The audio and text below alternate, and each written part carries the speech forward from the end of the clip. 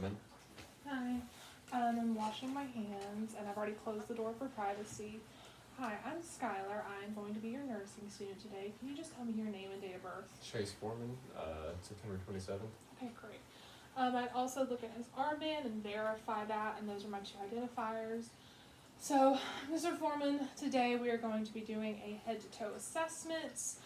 Do you have any questions or concerns for me about it? None. And just let me know if you do throughout the procedure. So, Mr. Foreman, do you know where you are? I'm at the doctor's for today. Okay. Do you know your name? Chase Foreman. Okay. Do you know why you're here? For an assessment. Just check up. And then, do you know what year it is? 2020. Okay, awesome. So I've assessed his level of consciousness, and he is alert and oriented ×4. His mood and affect is appropriate. He's calm. He's cooperative.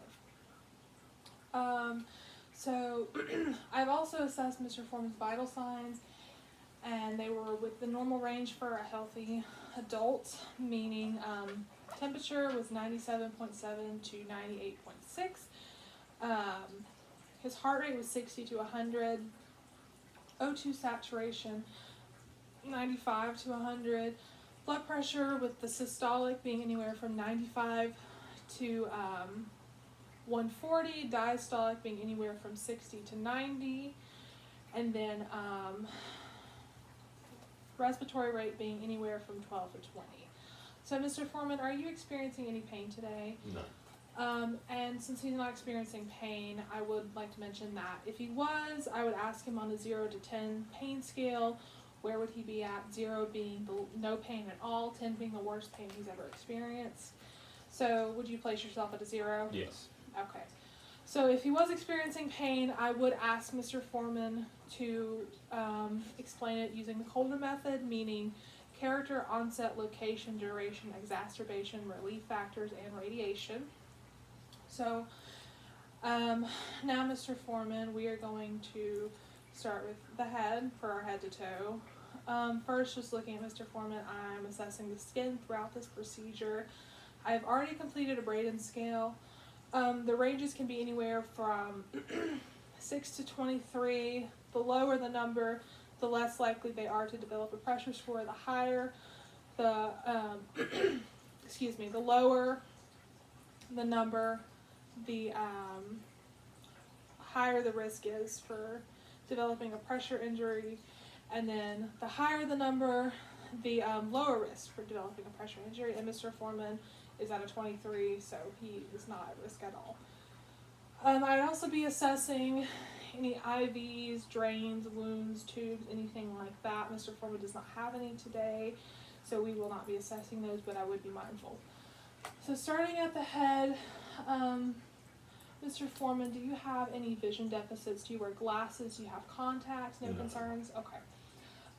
Do you wear a hearing aid? Do you have any hearing concerns today? None. Okay. So I can also verify that by he's looking at me, he's following commands, and he doesn't have to have me repeat anything. So now I am going to test the patency of his nares. So Mr. Foreman, what I'm going to have you do is occlude one nostril at a time and then close your eyes for me, okay? And I'm going to have you tell me what you're smelling. So go ahead and close your eyes for me and occlude one nostril. And then just tell me what you're smelling. Lavender. Okay. And then go ahead and close your eyes and include the other. Great. And we're going to have you smell this and you tell me what you're smelling. Mouthwash. Okay, yeah, great. So after doing so, now I'm going to assess cranial nerves 3, 4, and 6.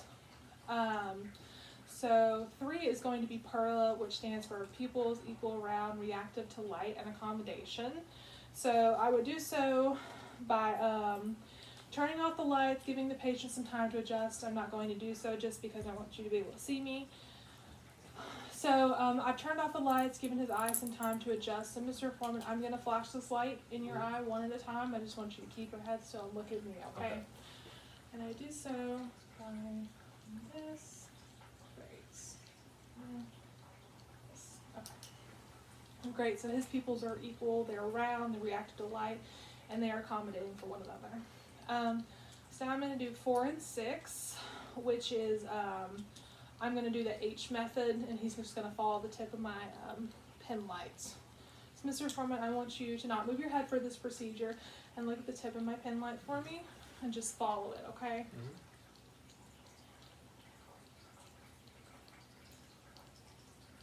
Okay, great. Now I want you to keep looking this, and I'm just going to move it towards your head, okay? Okay, great. So there are no deficits there. He was able to follow it very well. So I'm not concerned for that, and great. So now I'm going to I would wear gloves for this procedure as well. Look at the lower conjunctiva of his eye. So just kind of look up for me. Great. So both look great. They're both pink. They're both moist. There's no discharge. And then I would go ahead and move down to his mouth. So this is where I would assess the ah and the gag reflex, which I would not do for video purposing. However, I would use a tongue suppressor for this, wearing gloves as well. Mr. Foreman, will you just stick your tongue out and say ah? Great. Using my pen light, I looked at his teeth, his oral mucosa, his tongue. There were no bumps, lesions, redness, swelling, anything like that. Everything. His teeth were intact as well. Cranial nerves 9 and 10 were intact. So now we're going to move kind of down to the neck. So I would assess cranial nerve 11 by having Mr. Foreman push your head against my hand. I'm sorry, and then the other way. Okay, and then shrug your shoulders. Okay, great. So that was cranial nerve 11. So now we're going to move down to the neck. First, we're going to assess for jugular vein distension. Once again, I'm also looking at the skin throughout this whole procedure. I would have Mr. Foreman at a 45-degree angle in a bed, but he is not in a bed. But that's where I'd have him turn his head for me on both sides, just to see if there was any vein distension, and there is not. So now, Mr. Foreman, I'm going to go ahead and I would palpate his carotid arteries just one at a time. Great. Oops, sorry. Just to make sure we're not occluding blood flow to the brain if we do both. So Mr. Foreman's carotid arteries were +2 equal bilaterally. So now I would auscultate his carotid arteries with the bell of my stethoscope, and I would just have placement here and here, once at a time. I could also ask Mr. Foreman to possibly hold his breath if he was able to, which he would be able to, just so I could hear a little better. And I have done so with Mr. Foreman, and they were both equal. There was no concerns for bruise or a blockage or anything like that. They were both clear. So now I'm going to move to the lower extremity, or the upper extremities, which are his arms. And I would go ahead and I'm just going to touch you, okay? Palpate and just feel for any bumps, lesions. Look for that as well. His skin is cool, it's dry, it's intact. There's no bumps or lesions, like I said. So moving down to his hands, I'm just looking at the bed of his nails. There's no deficits there. There's no lines or maybe like spoon nail or anything like that. And I would just check capillary refill, +2 equal. And then I'd also palpate his radial pulses. They are +2 equal bilaterally. So everything looks great there. So now we're going to assess range of motion for Mr. Foreman. So Mr. Foreman, I just want you to follow my commands, and if you have any pain or discomfort, please let me know. Mm-hmm. So we're going to take our arms, stretch them out for me, and just move them up over your head and down. Great. And move them off to the side. Great. Okay. So now I want you to do this with your elbows. Just curl them in. Okay. Now flip your arms over and do the same. Great. Now rotate your wrists. I'll do it the other way. Might feel a little weird. Okay. Now I want you to grab my fingers as hard as you can. Great. Okay. And then I want you to do this for me and just push up. Okay. Now push down. Great. And could you feel me touching your arms? Yes. Great. So the sensation is intact for Mr. Foreman, as well as the strength is equal on both sides and strong. He's able to grasp my hands equally as well, and all of his joints move smooth and equally so. We're going to move to the torso. So moving to the torso, first I would be expecting for AP diameter, meaning there would be 2 in the front, 1 in the back. So that is a normal, healthy adult, meaning there's twice as much in the front as there is in the back. So now I'm also inspecting for rate, rhythm, and depth of respiration.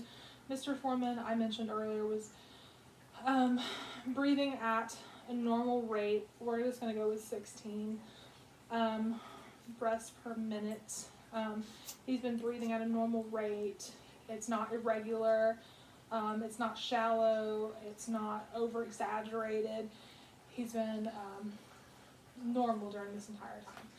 So after doing so, we're going to go ahead and auscultate the lobes or the lungs, starting at the top. Since Mr. Foreman, I don't have any concerns for you today, I would just go ahead and do a normal laddered pattern, which I like to show on myself. Starting at the second intercostal space. And you start here, go to here, and move down as you go. And we want to be mindful that the right side has 3 lobes and the left side has 2 due to placement of the heart. So listen in the front, and then you want to listen in the back. And when listening in the back at the top, you want to be mindful that the scapulas are really close to the spinal cord, so you want to make sure you get in between there, in between the rib cages, to get a better reading so you're not listening over bone. So I've done so for Mr. Foreman, and I also listened with my diaphragm. I have done so for Mr. Foreman. Everything sounded normal, clear. Vascular would be the normal sound. All over his lung field. There were no crackles, there were no bronchi, so everything sounded clear. So moving to the heart, first we would listen to the point of maximum impulse, also known as the apical pulse, which is a 5th intercostal space, mid-clavicular line, left to the sternal border. And I would auscultate or just palpate with my fingers and listen for a full minute, and that would be the best pulse. So I have already done so for Mr. Foreman, and it was normal. We'll just go with 70 beats per minute, which falls in that range once again. So now I would auscultate Mr. Foreman's heart, and the locations would be aortic, pulmonic, Erb's point, tricuspid, and mitral. Their locations would be 2nd intercostal space, mid-clavicular line for the aortic, 2nd intercostal space, left sternal border for the pulmonic. Then you're going to move down to the 3rd intercostal space, still left sternal border for the rest of this for Erb's point, 4th intercostal space for tricuspid, and finally 5th intercostal space a little over to the left for the mitral, where the PMI would be. So my first pass would be with my diaphragm, my second pass would be with my bell, just so I can hear higher pitched and lower pitched sounds. Lower pitched sounds usually are murmurs and things like that. So I've done so for Mr. Foreman. I've done both passes. There were no abnormal sounds, and he does not have a history as well. So we're going to move on from there because everything has sounded great.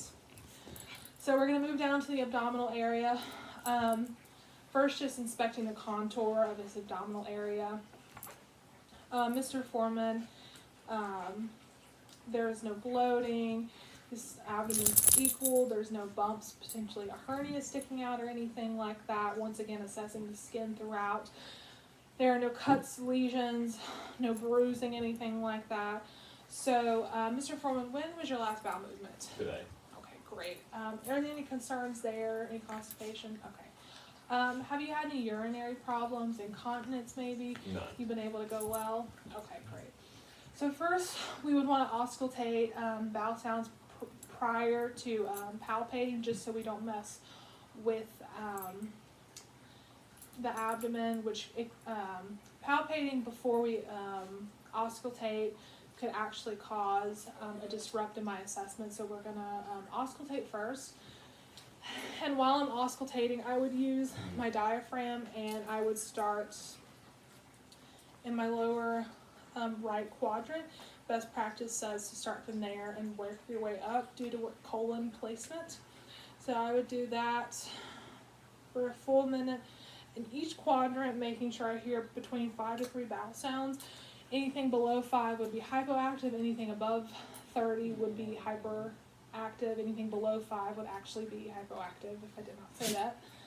So Mr. Foreman falls into that category. If I did hear a deficit in one of the regions, I would go ahead and listen again and see where we're at. So if you did have a problem, that could indicate where it is in the colon. So now I would palpate Mr. Foreman's abdomen after auscultating, and I would do so light palpitations, just working the same lower right quadrant up, just like this, making sure Mr. Foreman does not have any pain, tenderness. I don't feel any bumps, anything like that. That shouldn't be there. So everything looked great for Mr. Foreman with his abdomen. There are no concerns there. So now we're going to move down to the lower extremities, also known as the legs. Once again, palpating for the skin, color, all that good stuff, lesions, bumps. So everything is cool, it's dry, I don't see any lesions and bumps. Also, I palpated his femoral arteries as well, which you would palpate right here roughly. They were +2 equal bilaterally for Mr. Foreman. So moving down the legs, like I said, his legs are a little bit out of the picture, but I've moved down to his feet, and I would listen to, I would palpate his pedal pulse, and they are +2 equal bilaterally. And then I would also check capillary refill on his toes, and also looking at his nail beds to make sure, once again, there's no deficits like spoon nail, Buse lines, or clubbing, which could indicate hypoxia. I did that as well with his fingernails. So +2, and they're equal. So the skin on his feet looks great. It's cool, it's dry, it's intact, it's not cracked or anything like that. So now I'm going to assess range of motion, kind of like what we did with your arms. Okay. So I want you to go ahead and stand up for me and just follow my commands. So I just want you to, one at a time, move the leg out. Great. Now do the other one. So I might need to back up a little bit. Stretch your leg out and do the other one for me. Okay, great. So you can go ahead and sit down for me. Now we're going to do your knee. Can you just kind of stick your knee out for me? Great. Do the other one. Great. So you, once again, you can't see it in the picture, but similar to the way I did your wrists, I would have you just twist your ankles one at a time. Can you do the other one for me? Great. Was there any pain or discomfort? None. Okay, great. So now I'm just going to have him, once again, you can't see it.